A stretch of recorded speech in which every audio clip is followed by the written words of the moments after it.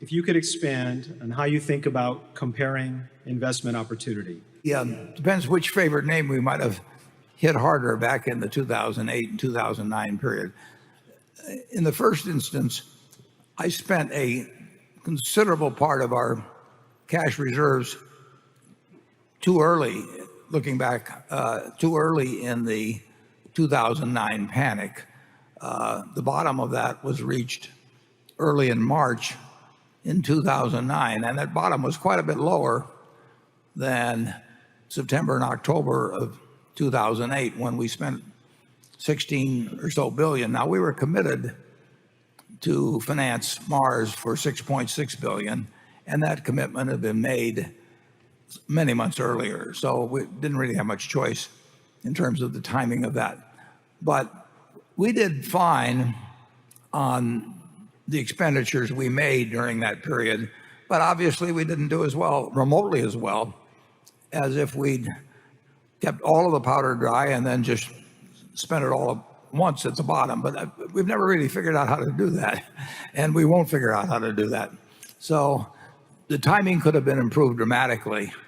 On the other hand, as late as the late fall of October 2009, when the economy was still in the dumps, really in the dumps, we were able to buy BNSF, which will be an enormous part of our future. So overall, we did reasonably well going through that period. But looking back, the most money would have been made just by buying a bundle of stocks. When we were buying Harley-Davidson bonds at 15, looking back, we should have been buying the stock. But that'll always be the case. Overall, we would love the idea. What really we want to do at our present size and scope, and with the objectives we've got for our shareholders, is we want to buy big businesses with good management at reasonable prices, and then try to build them over time. I mean, we've got a really good group of businesses, some of them very big. Now, those businesses will earn more over time, and then what we're trying to do is add on to them and make sure we don't issue any shares in the process. So it's not a complicated process, and looking back, we'll always be able to do it better than we've done it. That's just the nature of things. But I feel the game is still a very viable one, and will be for some time. It won't be forever. It can't be forever. But it's still got some juice left in it. Charlie? Well, what's happened, of course, is the private businesses that we control have gotten to be a bigger and bigger percentage of the thing. For a great many of the early years, we had more in common stocks than the total value of the company. And so it was like a big portfolio of common stocks and a lot of businesses thrown in as extras. And now, of course, the private companies are worth way more than the stocks. And I would guess that will continue, wouldn't you, Warren? Sure, it'll continue. And the difference is when we're right about stocks, it shows up in market value and in net worth.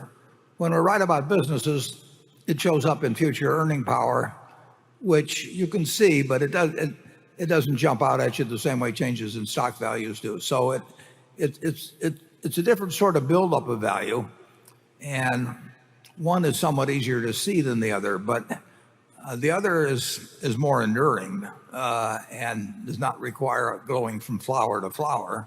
And they're both fine, but we've moved into phase two. Say that's fair, Charlie? Yeah, well, if you're just investing moderate amounts of capital in the middle of some panic, you take the bottom tick, it's a very attractive price. But no significant volume of the shares could have been purchased at that price.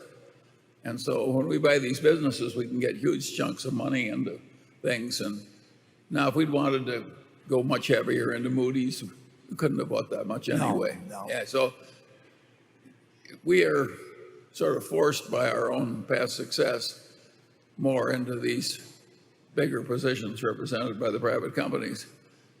But really, that's in the advantage of all of us, I think. Yeah. I love it when we buy transmission lines in Alberta. I don't think anything horrible is going to happen to Alberta. Nor do I think If transmission. it does, we won't know it. Yeah, right.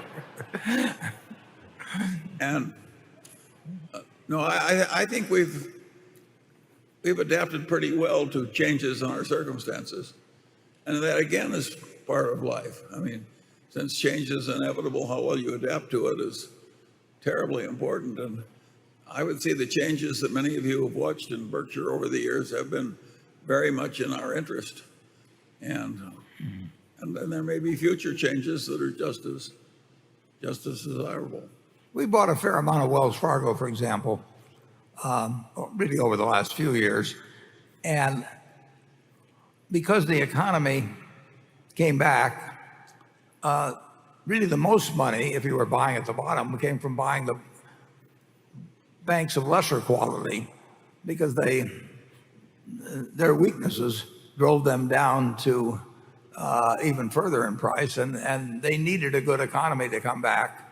But they were kind of like a marginal copper producer or something, that you make more money if copper goes up, not if you buy the best copper company, but if you buy the worst one, because they have the highest marginal cost, but that gives them the biggest kick on profits. So to some extent that's been true, for example, the banks. But we felt 100% comfortable buying Wells Fargo, and we might have felt 50% comfortable buying some others, and so we went where we were comfortable. Looking back, you can say we should have just bought them all, and in fact bought the ones that had the worst record going into 2008 or 9, because they had the greatest recovery possibility, simply because they'd fallen so far.